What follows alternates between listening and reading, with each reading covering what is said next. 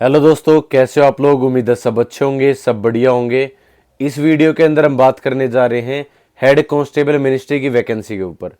Head constable ministry की जो qualification है वो क्या होती है, ठीक है, सैलरी है वो कितनी होती है, काम है वो क्या रहता है, सिलेक्शन प्रोसेस है वो कैसे क्या रहता है, हर चीज़ के ऊपर बात करेंगे, हर टॉपिक के ऊपर बात करेंगे।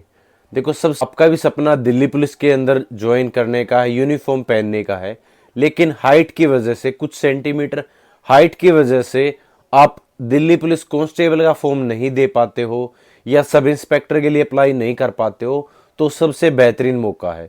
क्योंकि जो इसमें हाइट का क्राइटेरिया है वो है आपका मात्र 165 सेंटीमीटर।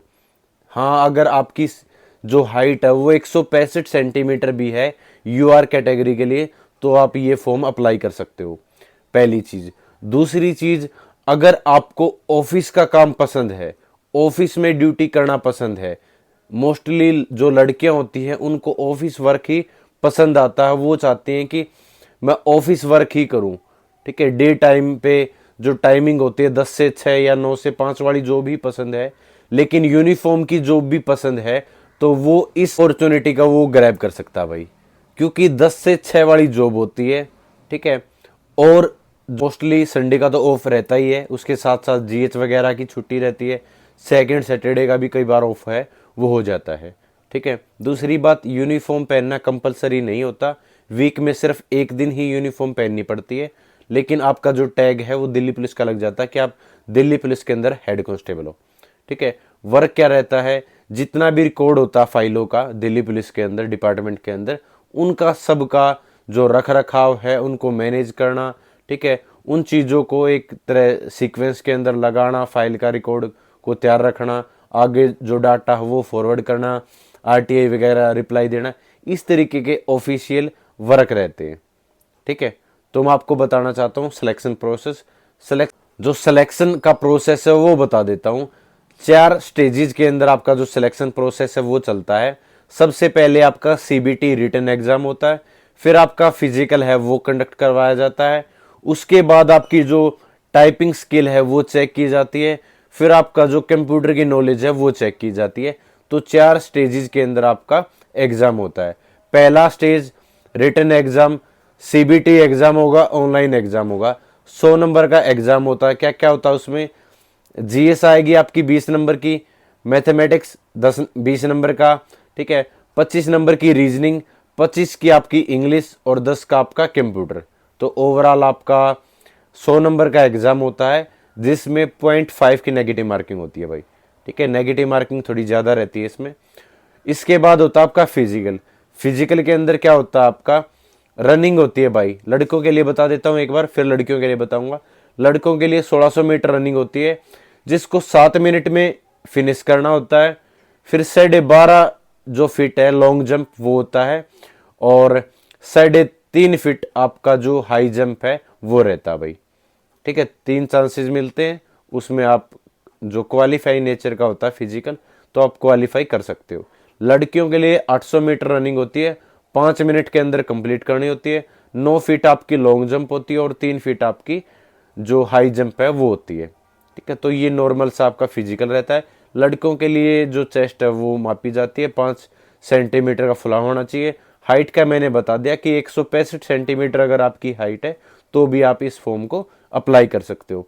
फॉर्म कब से अप्लाई हो रहे हैं, ये हो रहे हैं आपके अक्टूबर महीने से आपके फॉर्म है वो स्टार्ट होने जा रहे हैं, और आपका जो एग्जाम होगा वो दिसंबर महीने के आसपास होगा, दिसंबर से जनवरी के आसपास, ठीक है। जो आपका एसएससी का कैलेंडर उसमें जारी हो चुका है। तो पहले आपका रिटन एग्जाम हो गया 100 नंबर का, उसके बाद क्वालिफाइंग नेचर का आपका फिजिकल, उसके बाद होती है आपकी टाइपिंग। टाइपिंग के अंदर क्या होता है कि हिंदी या इंग्लिश दोनों में से एक आपको चूज करनी होती है कि आप हिंदी में देना चाहते हो या इंग्लिश में। ये जब आप फॉर्म अप्लाई करोगे तभी आपसे पूछा जाएगा कि आप जो टाइपिंग है वो हिंदी में करना चाहते हो या इंग्लिश में।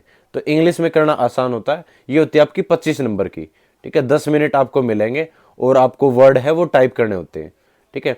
तो इसमें क्या है, आपको टाइपिंग की तो प्रैक्टिस करनी पड़ेगी भाई। कम से कम आपको ये मान लो 4 से 5 महीने टाइपिंग पे लगाने पड़ेंगे। टाइपिंग अगर आपकी अच्छी है तो 25 में से 20 का भी स्कोर कर जाओगे, और 25 में से 25 का भी स्कोर कर जाओगे। क्योंकि जो आपकी फाइनल मेरिट लिस्ट लगनी है ना, वो ओवरऑल 125 नंबर में से लगनी है। 100 नंबर आपके रिटर्न के और 25 नंबर आपके जो टाइपिंग टेस्ट है उसके। ठीक है, तो मिनिमम जो स्पीड होती है वो चाहिए उसको 25। ठीक है, 25 की स्पीड, तो 25 WPM की तो स्पीड चाहिए भाई। ठीक है, अगर उससे जितनी भी ज़्यादा उस हिसाब से उसके नंबर है वो मिलते जाएंगे। 25 की हिंदी की चाहिए, इंग्लिश की शायद 30 की चाहिए। ठीक है, तो अगर 30 की है अगर आपकी स्पीड, तो आपको 10 नंबर मिलेंगे इस हिसाब से। कि 45 की है तो इस तरीके से 15 नंबर, 20 नंबर, इस हिसाब से आपको जो जितनी आपकी स्पीड होगी उस हिसाब से आपके नंबर हैं वो मिलेंगे भाई। ठीक है, तो जैसे कांस्टेबल का एग्जाम होता है तो उसके अंदर हम फिजिकल की प्रिपरेशन करते हैं, तो इसमें टाइपिंग की प्रिपरेशन करनी है भाई, टाइपिंग की प्रैक्टिस करनी है। अगर आप टाइपिंग है वो अच्छे से कर जाओगे तो आपका फाइनली जो सिलेक्शन है वो हो जाएगा। ठीक है, इतनी बड़ी बात नहीं है। उसके बाद क्वालिफाइंग नेचर का एक कंप्यूटर का टेस्ट होता है, बेसिक टेस्ट होता है, वो सिर्फ आपका क्वालिफाइंग नेचर का आपको आधे से ज़्यादा नंबर लेके आने होते हैं। ठीक है, तो वो भी इजीली हो जाता है, आसानी से हो जाता है। तो ये आपका सिलेक्शन प्रोसेस था भाई। अब देखो, अगर आप प्रिपरेशन करना चाहते हो हेड कांस्टेबल मिनिस्ट्री की, तो आप चक्षु पब्लिकेशन की ये बुक है, ये बुक आप परचेज कर सकते हो। इसके अंदर क्या मिलेगा, सारे के सारे आपको जो सब्जेक्ट हैं वो देखने को मिलेंगे, उनका जो सिलेबस है वो आपको पता चल जाएगा कि ये हमारा हेड कांस्टेबल मिनिस्ट्री के अंदर सिलेबस है वो आएगा।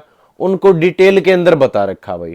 ठीक है, कि इंग्लिश है, ठीक है, रीजनिंग है, मैथ है, जीएस है, सारे पोर्शन एक ही बुक के अंदर दे रखे और डिटेल में उन चीजों को बता रखा। तो आप ये single book Delhi police head constable ministry के लिए परचेज कर सकते हो। इसके साथ साथ इनकी प्रैक्टिस बुक है वो भी आप फॉलो कर सकते हो।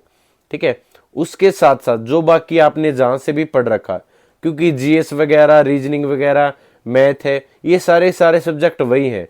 मैथ आपका बेसिक आएगा, अर्थमेटिक आएगा, तो जहां से भी आपने प्रैक्टिस कर रखी है, पढ़ रखा, आप वहां से आप अपनी जो प्रैक्टिस है उसको जारी रख सकते हो। इसके साथ साथ आप मॉक कहां से लगाओगे, प्रेप ऐप है जहां पर आप जो पास है 1 साल का वो परचेज कर सकते हो। 299 रुपए के अंदर आपको जो पास है वो मिल जाएगा। वैसे 1499 का है, लेकिन अगर मेरा कूपन कोड यूज करोगे NARWL तो आपको 80% का डिस्काउंट है वो देखने को मिलेगा और आप पूरे साल का जो पास है वो खरीद पाओगे।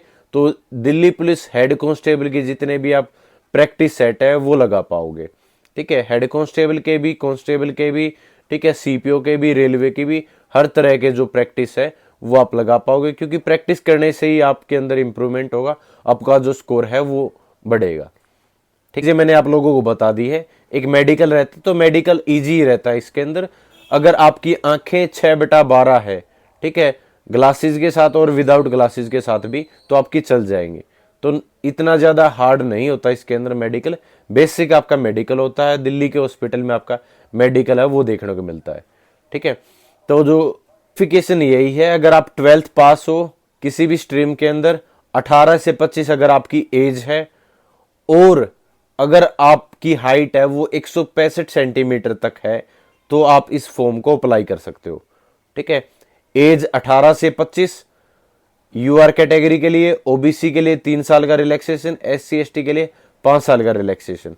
ठीक है, एनसीसी के मार्क्स है वो अलग से मिलेंगे, 5 नंबर C सर्टिफिकेट के लिए, 3 नंबर B सर्टिफिकेट के लिए और 2 नंबर A सर्टिफिकेट के लिए। ठीक है, किसी भी स्ट्रीम से आपने अगर 12th कर रखी है, 165 सेंटीमीटर हाइट है आपकी, ठीक है, तो आप इस फॉर्म को अप्लाई कर सकते हो अगर 18 से 25 आपकी एज है।